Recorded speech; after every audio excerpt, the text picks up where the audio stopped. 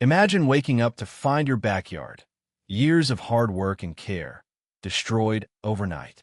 No warnings, no excuses, just chaos.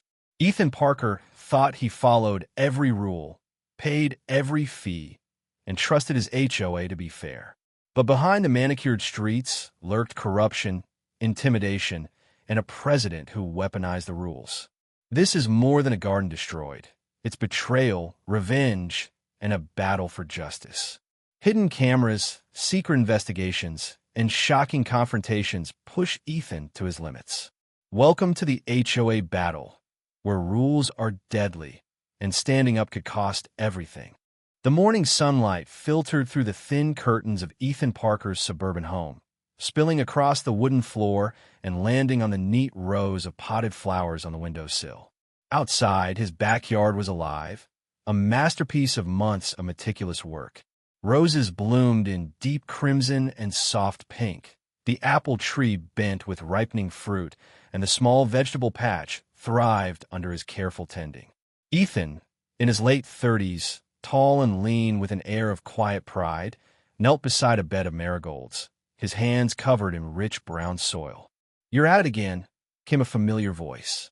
Ethan looked up to see Clara Benson, his friendly neighbor, waving from her white picket-fenced yard. She was middle-aged, always cheerful, with an infectious optimism that balanced the neighborhood's otherwise rigid atmosphere.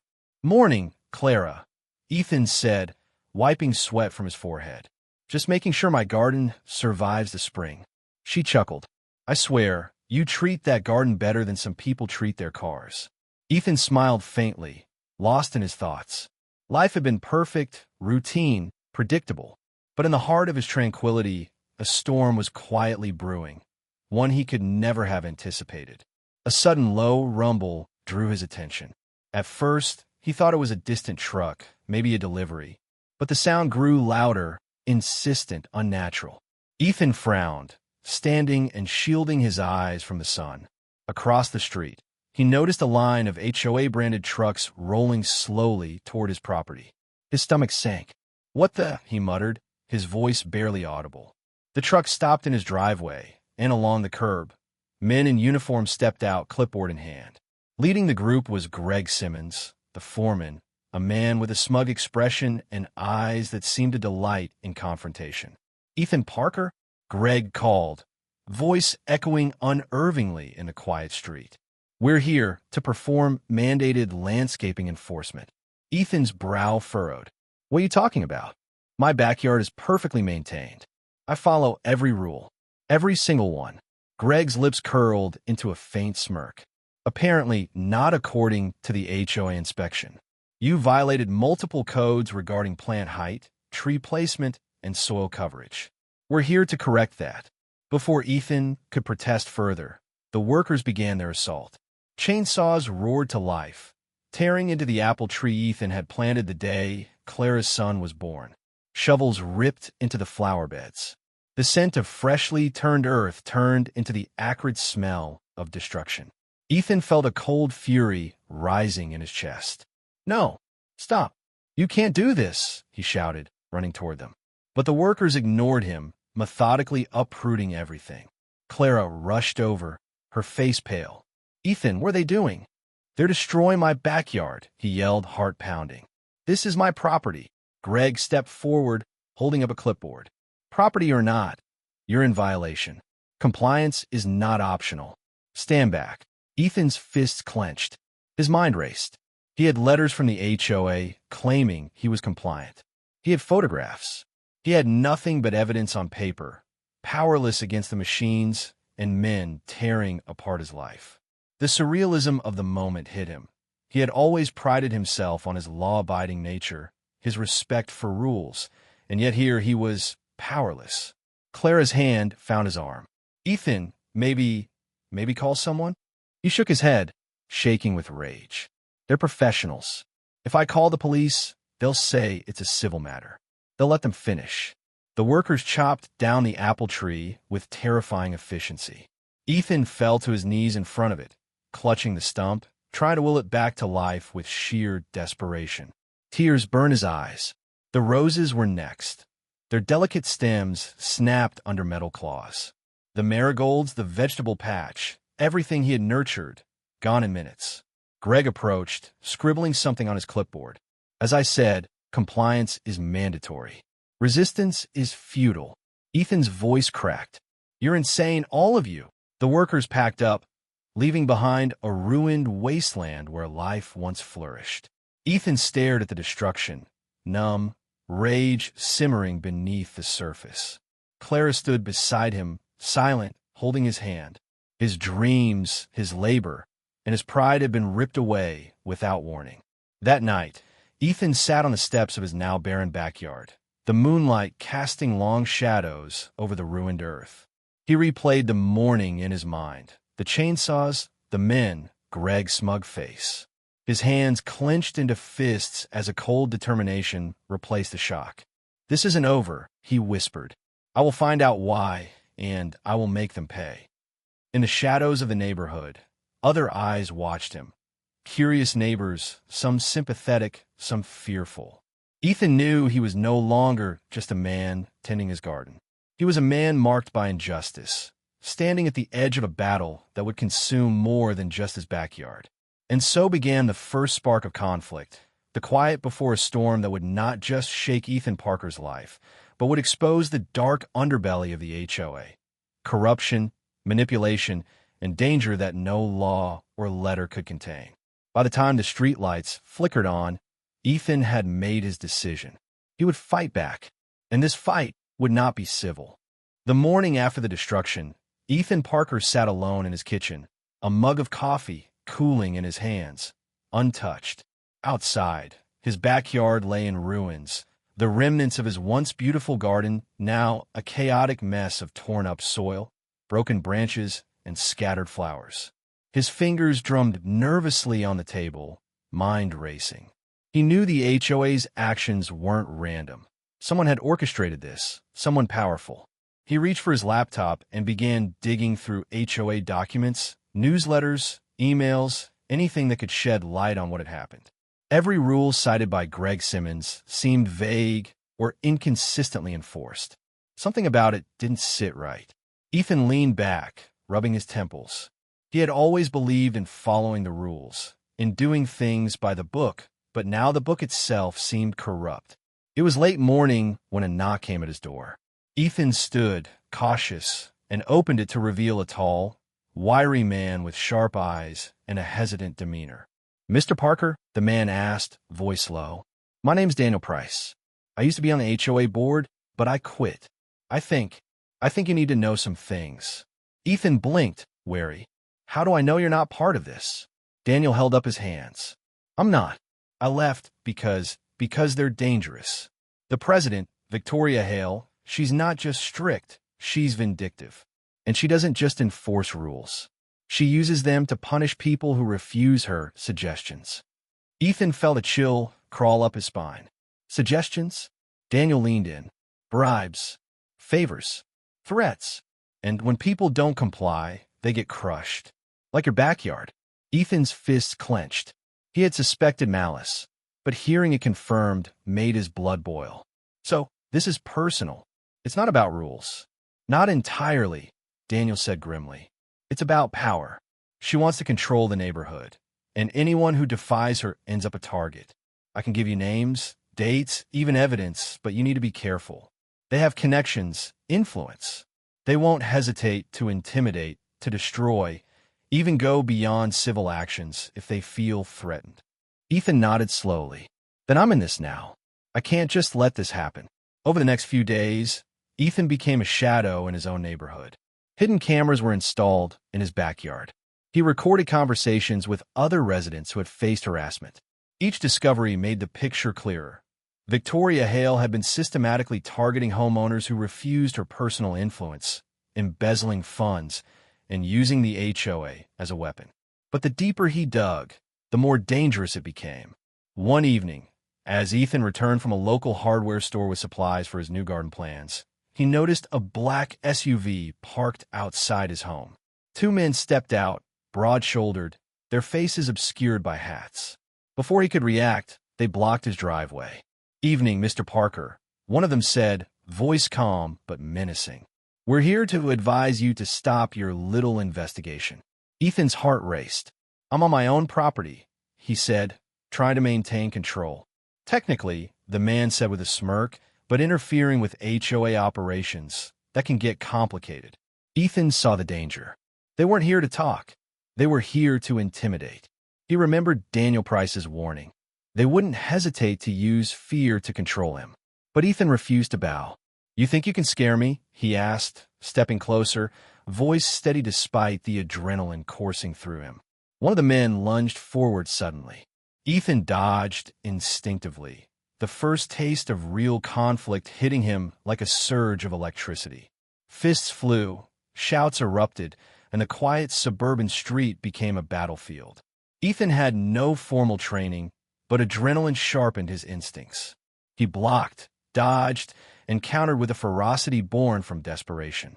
The fight ended when the men, frustrated and realizing they weren't in control, retreated to their SUV. Ethan stood, chest heaving, knuckles bleeding, adrenaline coursing through every vein. He had survived, but he knew this was only the beginning. That night, Ethan met with Daniel at a small, dimly lit cafe. Daniel slid a folder across the table. "Everything I have," he said.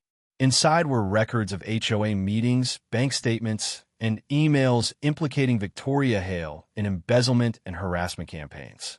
Ethan's eyes widened. This is enough to destroy her." Daniel nodded. "Yes, but be careful. Once she knows you're onto her, there's no going back. She won't just watch, she'll fight back. Hard." Ethan clenched the folder tightly, determination replacing fear. "Let her try. I'm done being a victim." The chapter ends with Ethan walking home under the streetlights, folder in hand, shadows stretching long across the ruined backyard. The camera in the corner of his property blinked quietly, recording every movement. Ethan's backyard had been destroyed, but now a new battle had begun, one that would test his courage, his intelligence, and his willingness to fight for justice at any cost. The night air was heavy with tension as Ethan Parker crouched behind the low wooden fence of his ruined backyard, eyes fixed on the shadows cast by the streetlights. Hidden cameras blinked softly from the corners of his property, silently recording every inch. After the previous day's confrontation, he knew the HOA wouldn't stop. They had already tried to intimidate him. Tonight, he would be ready.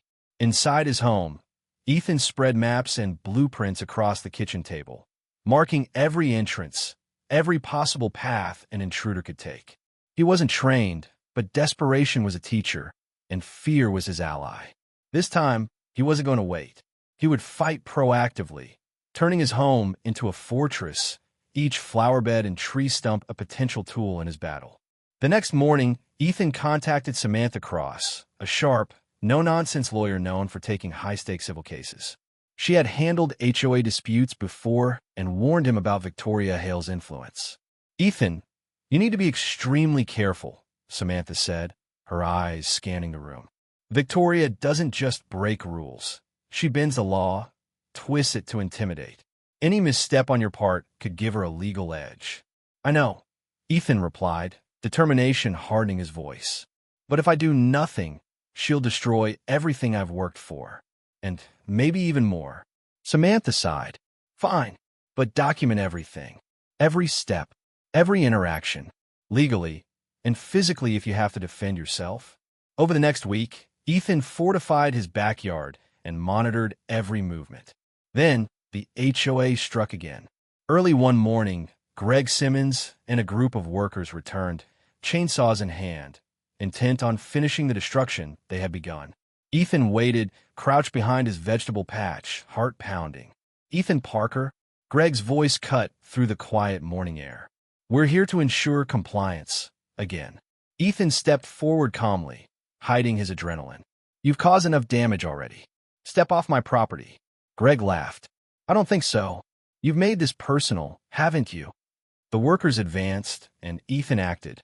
Using the traps he had carefully set, a tangle of hoses rigged to spray paint, carefully positioned garden tools, and motion sensors triggering loud alarms, he created chaos. Workers slipped, stumbled, and screamed in surprise. In the confusion, Ethan lunged at Greg, fists swinging.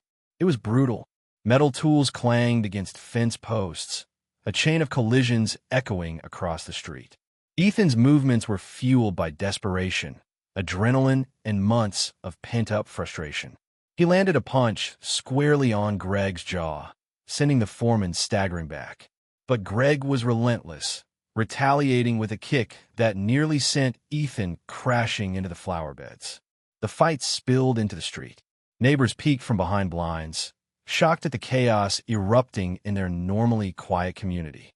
Ethan ducked a swinging arm, grabbed a loose plank, and used it to knock Greg off balance. The remaining workers panicked, retreating to the trucks, their orders forgotten amid the chaos. Breathless, bruised, and bleeding, Ethan stood amid the chaos of his yard, surveying the temporary victory. But he knew this wasn't the end.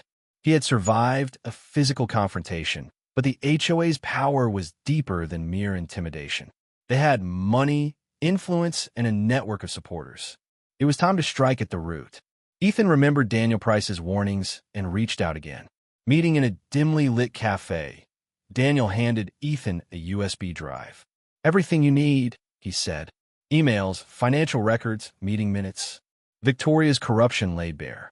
But once you use this, she'll know you're coming for her. Ethan's hand shook slightly as he took it. "I'm ready. I have to be." The evidence was damning.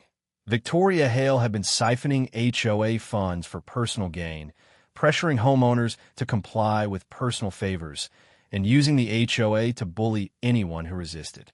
Every rule cited against Ethan was selectively enforced, tailored to punish him. Ethan felt a surge of righteous fury. He wasn't just defending a backyard anymore. He was fighting for justice, exposing a system designed to crush the weak. As he walked home that night, USB in pocket, Ethan noticed a black SUV parked a block away. Its engine idled silently, headlights off. Someone was watching. He ducked into the shadows, heart hammering, knowing Victoria Hale's reach extended beyond paperwork and threats. Back in his house, Ethan began preparing. He set cameras, hid tools, and mapped every potential path. His backyard would no longer be a victim. It would be a battlefield. The first move in his war against the HOA had been violent but necessary. The next would be strategic, exposing the corruption for all to see. The day of the HOA meeting dawned like a storm about to break. Ethan Parker arrived early, USB drive in pocket, his heart pounding but mind focused. Today wasn't just about his backyard. It was about every homeowner who had suffered under Victoria Hale's corrupt reign. He could feel the weight of months of anger, fear, and determination pressing on him. Inside the HOA meeting room, the air was thick with tension. Board members whispered nervously among themselves, flipping through documents as if searching for reassurance.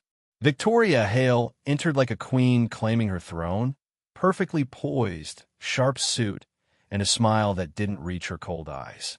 She glanced at Ethan, a flicker of recognition and suspicion crossing her face. "Mr. Parker," she said smoothly, her tone deceptively polite, "what brings you here today?" Ethan stepped forward, his voice calm but edged with steel. "I'm here to show everyone the truth about how this HOA has been run." Victoria's eyes narrowed. "I don't know what you mean." Ethan raised the USB drive. "Oh, I think you do. Every email, every bank transaction, every meeting where you deliberately targeted homeowners like me. Every destruction, every intimidation tactic, documented." Murmurs rippled through the room. Board members shifted uncomfortably. Victoria's composure faltered, a flicker of anger crossing her face. You can't." But Ethan wasn't done. He plugged the USB into the projector system, and evidence began scrolling across the large screen.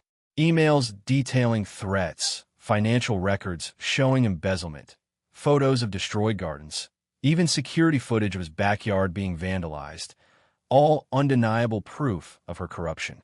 "Victoria Hale," Ethan said, voice ringing, "this is why my backyard was destroyed. This is why my life was threatened. And this is why you will no longer control this neighborhood through fear and lies." A hush fell over the room. Victoria slammed her hand on the podium, fury igniting her words. You think you can ruin me? You think you can humiliate me in front of this board? Before Ethan could respond, Greg Simmons lunged at him, face twisted in rage. Ethan dodged instinctively, swinging a chair to block the first blow. Chaos erupted. Board members shouted. Security tried to intervene, and the room turned into a battlefield of fists, furniture, and desperate scrambling. Ethan fought with a mix of skill and sheer determination, landing blows where necessary and protecting himself with every instinct honed over months of preparation. Clara Benson and a few brave neighbors who had come to support him helped restrain some of the aggressors. Victoria tried to escape toward the back doors, but Ethan intercepted her, forcing her to stand and face the consequences. With the evidence projected and the board watching, Victoria's defenses crumbled. She realized that intimidation could no longer hide her actions. Board members began questioning her, reading the evidence aloud, and the room erupted in heated discussion. It was clear the HOA's reign of fear had ended. Victoria's final attempt to manipulate the situation failed. Authorities were called, legal action was initiated, and the corrupt board was dissolved.